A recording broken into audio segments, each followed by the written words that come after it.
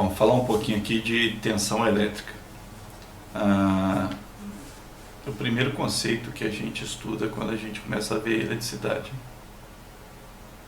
Antes da gente falar da tensão, especificamente da tensão elétrica, vamos relembrar aqui uma coisa da química, que é o diagrama de distribuição eletrônica, né, do Pauling. Esse diagrama ele mostra para a gente como é que os elétrons se distribuem em torno do núcleo atômico. Na verdade, existem camadas, existem níveis e subníveis os quais os elétrons podem ocupar. Aqui o diagrama está mostrando para a gente que nós temos aqui 7 camadas e aqui os seus subníveis. O que acontece é que na primeira camada a gente pode ter até 2 elétrons, na segunda camada até 8.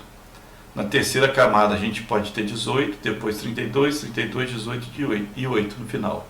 Então, isso aqui é a forma como os elétrons se distribuem nas camadas em torno do núcleo atômico. No caso do cobre, o cobre tem 29 prótons, então ele tem 29 elétrons. E aí a pergunta que a gente faz é a seguinte: como é que ficaria a distribuição eletrônica do cobre, né, do material cobre? Bom, aqui tem um desenho com a distribuição do cobre. Reparem que na primeira camada nós temos 2 elétrons, a primeira camada está completa, a segunda camada também está completa com 8 elétrons, a terceira camada também está completa com 18 elétrons, e é o seguinte: 18 com 8 e com 2 dá 28, mas o cobre ele tem 29 elétrons. Então o que acontece? Na última camada fica só um elétron, que é aquele elétron que sobrou dessa distribuição que a gente fez, sobrou um elétron para a última camada, e era uma camada que podia conter até 32 elétrons.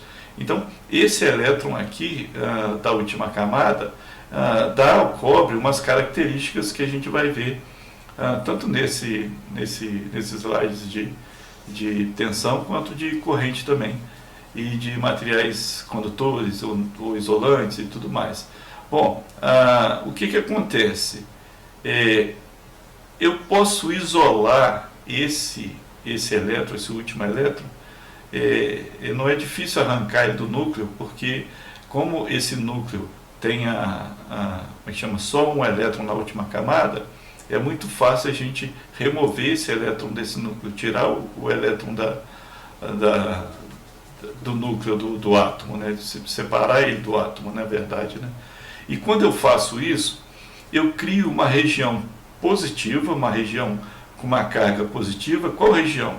Essa região que está limitada aqui, está delimitada por esse tracejado vermelho, que é a região do próton, né? do núcleo, que perdeu um elétron. Já que eu tirei um elétron, aquela parte que perdeu um elétron fica positiva, porque o elétron tem carga negativa. E lógico, eu também formo uma região, a região onde fica esse elétron, é uma região que fica com a carga elétrica negativa. Então, quando eu separei esse elétron, na verdade, o que eu fiz? Eu criei 2 regiões. Uma que tem uma carga elétrica positiva, que é o próprio núcleo do átomo, né, o íon, né? E a outra que é o próprio elétron, que fica com a carga negativa. Então, nesse caso, a gente criou o íon positivo, que é o átomo de cobre faltando um elétron, e criamos uma carga elétrica negativa, que é o próprio elétron longe do átomo, né? Que o átomo antes disso ele estava eletricamente neutro, que ele tinha um número igual de cargas positivas e negativas. A gente separando esse último elétron, e não é difícil porque ele está perdido na última camada, a gente consegue criar 2 regiões, uma com uma carga positiva e a outra com uma carga negativa. O que seria então uma fonte de tensão elétrica? Ora, uma fonte de tensão elétrica, por definição, na verdade ela é estabelecida com a simples criação de uma separação de cargas positivas e negativas. Então, se a gente conseguir separar as cargas positivas e negativas, então separar os elétrons, né, do núcleo, a gente consegue criar uma fonte de tensão. A gente pode fazer essa separação por processos mecânicos, ou processos magnéticos, ou processos químicos, né? Vamos falar um pouquinho do volt. A gente viu lá na física 3, né, que a unidade de carga elétrica é o coulomb, representado pela letra C. Um coulomb equivale à carga elétrica de 6,242 vezes 10 elevado a 18 elétrons juntos. Ou seja, se você tiver essa quantidade de elétrons, você tem um coulomb. No caso, o coulomb com carga negativa. É um número muito grande, porque esse aqui é 10 elevado a 18. Então é o número 6, mais esses quebrados aqui, né? É o número 6 seguido de 18 zeros. É um número muito grande. Se você juntar esse tanto de elétrons, você conseguiu formar um coulomb. Da mesma forma, também a gente viu lá na física que a unidade de energia é o joule, representado pela letra J. O joule é definido como o trabalho realizado por uma força de 1 newton, quando ela consegue deslocar, né, o ponto de aplicação da força por 1 metro. Então, se você aplicar uma força e o ponto de aplicação ele for afastado de 1 metro na direção da aplicação da força, o que você gastou ali de energia é 1 joule. Essa é a definição de joule. E aí, falando do volt, se a gente usar a energia de 1 joule para separar uma carga de 1 coulomb, ou seja, se a gente conseguir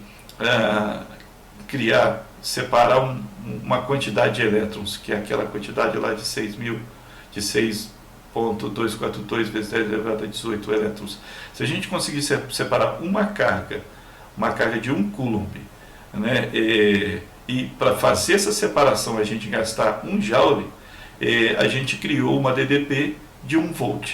Então, o volt, na verdade, é a diferença de potencial elétrico criado quando você, para separar uma carga de 1 joule, uma carga de 1 coulomb, você gastou 1 joule de energia.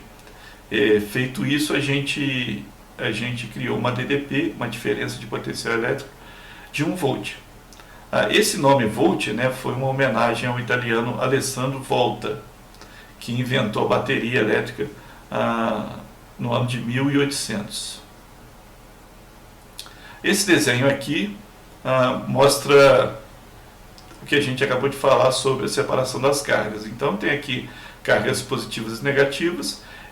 Se eu considerar essa carga aqui de 1 coulomb, e para chegar com ela até aqui eu gastei 1 joule, então daqui a distância dessa carga até aqui eu tenho um potencial de 1 volt. Mesma coisa se eu gastar 2 joules, né, eu tenho um potencial de 2 volts, mantendo ainda 1 coulomb. E também mantendo ainda aqui 1 coulomb de carga, se eu gastei 4,8 joules para fazer a movimentação dessa carga, né, então aqui na verdade eu gerei uma DDP de 4,8 volts.